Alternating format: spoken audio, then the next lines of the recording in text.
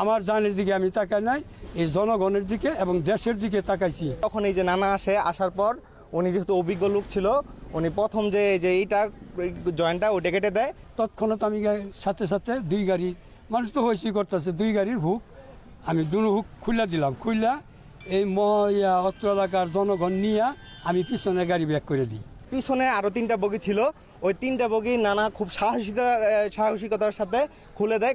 মনে হচ্ছে engine overheat হতে আগুন লাগতে পারে। ইঞ্জিন তো আপনার মানে যেহেতু জেনারেটর। আজকে নানা যদি হয়তো বা না থাকতো বা এলাকার লোকজন যদি সার্বিকভাবে সহযোগিতা না করতো, তাহলে আজকে এখানে অনেক বড় একটা দুর্ঘটনা হতে পারতো এবং হতাহতের ঘটনা অনেক ব্যাপক আকার ধারণ করতে পারতো। আমি মোহাম্মদ শাহাবুদ্দিন, সাবেক এলএম, ঢাকা লুকুশেট। আমার টিকিট নাম্বার ছিল 270 এবং আমি সাতকামার বাড়ির থেকে সাতকামার বাজারে গিয়েছিলাম। বাজারে গিয়ে পান কিনছি। পান কিনে যখন এই মসজিদের কাছে আসলাম, তখন দিয়ে যে গাড়ি স্লো হয়ে গেছে। স্লো হয়ে যাওয়ার পরে দেখলাম থামিয়ে গেছে অলরেডি। দেখলাম যে গাড়ি সাজের থেকে লোকজন, গাড়ির থেকে লোকজন লাফাই পড়তেছে। তখন আমি তৎক্ষণ এই বাই রুট দিয়ে আইসা দেখি পিছনে বগিতে তাকাই দিই যে গাড়িতে আগুন লাগছে।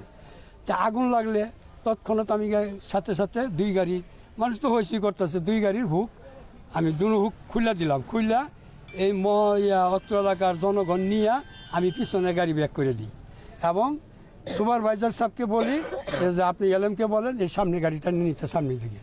তারপরে যে গাড়িতে এইভাবে আগুন লাগছে, আমি কিভাবে আগুন লাগছে সেটা আমি বলতে পারবো না। হুক কাটটা গাড়ি পিছিয়ে ব্যাক করে দিচ্ছি যাতে আপনার এই যে আর কোনো বগি ক্ষয়ক্ষতি না হয়। আমার জানের দিকে আমি তাকাই নাই, এই জনগণের দিকে এবং দেশের দিকে তাকাইছি এবং রেল সম্পত্তির দিকে তাকাইছি।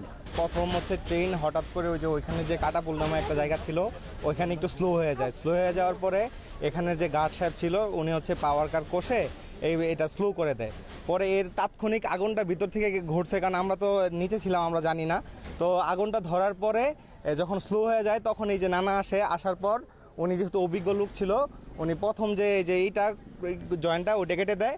তো ড্রাইভার হচ্ছে সামনে নিয়ে যায় ওইটা, আর পিছনে আরও 3টা বগি ছিল, ওই 3টা বগি নানা খুব সাহসিকতার সাথে খুলে দেয়।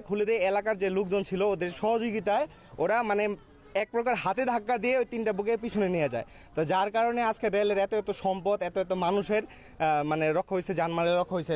আজকে নানা যদি হয়তো বা না থাকতো বা এলাকার লোকজন যদি সার্বিকভাবে সহযোগিতা না করতো, তাহলে আজকে এখানে অনেক বড় একটা দুর্ঘটনা হতে পারতো এবং হতাহতের ঘটনা অনেক ব্যাপক আকার ধারণ করতে পারতো।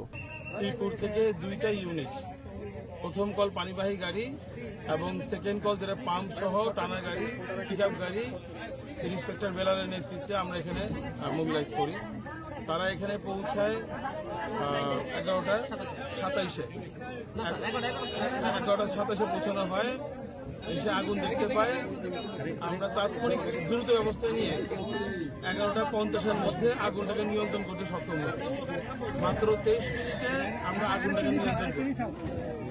তো আমাদের মূল টার্গেট ছিল যেন এই যে পাওয়ার কার, এই যে জেনারেটর, এই রুম থেকে আগুনটা যেন অন্য বগিতে না ছড়ায়। কারণ এখানে একটা প্যাসেঞ্জার ট্রেন, এখানে অনেক মানুষ আছে। আমাদের জন্য বড় চ্যালেঞ্জই ছিল এটা, যেন অন্য কোনো মানুষ কোনো হতাহত না হয়। তো আমরা চেষ্টা করেছি যেন যেমনিই হোক এই জেনারেটর রুম থেকে অন্য বগিতে আগুন না ছড়ায়। তো আলহামদুলিল্লাহ সাকসেসফুলি আমরা এটা করতে পেরেছি। আমরা মাত্র 23 মিনিটে আগুনটাকে নিয়ন্ত্রণ করেছি। 11:50 আমরা সার্চ করেছি, আমাদের জানা মতে কোনো তথ্য পর্যন্ত আমরা পাই নাই। তারপরে যদি কোনো মিসিং থাকে আমরা তথ্য নেওয়ার চেষ্টা করব, বাট আমরা সার্চ করেছি, কোনো ডেড বডি বা কোনো আহত নিহত আমরা পাই নাই। মনে হচ্ছে ইঞ্জিন ওভারহিট হতে আগুন লাগতে পারে। ইঞ্জিন তো আপনার মানে যেহেতু জেনারেটর, এটা প্রপারলি মেনটেন করা হয় কিনা, মেনটেন্যান্সের একটা বিষয় থাকে। তো ওভারহিট হতে আগুন লাগতে পারে। কিন্তু এই যে বগিতে জেনারেটর ছিল, আমরা এখানেই আগুনটাকে নিয়ন্ত্রণ করতে সক্ষম হই এবং এখানে যে মালামাল যাই ছিল কম বেশি সেটা কিছু পুড়েছে আংশিক, বাকি পুরো ট্রেনটাই সেভ হয়েছে আলহামদুলিল্লাহ।